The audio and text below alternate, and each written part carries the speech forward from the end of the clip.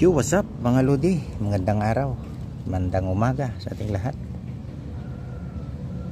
Ngayong araw lilinisan ko pala itong rotor disc ng front, rotor disc ng motor ko.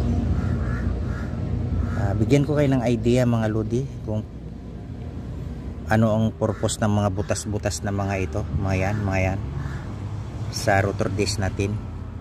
So ang purpose nito na may butas-butas itong ating rotor disc ay daanan ng hangin at sa ganun na hindi mag-overheat kung palagi tayo nag-brake o nasa long ride tayo. Dahil ito ang purpose nito, itong mga butas-butas na yan na may ganyan, may butas, dahil umiinit din itong rotor disc habang tumatakbo tayo. At the same time kung nagbe-brake tayo, pinipisil natin ang brake natin.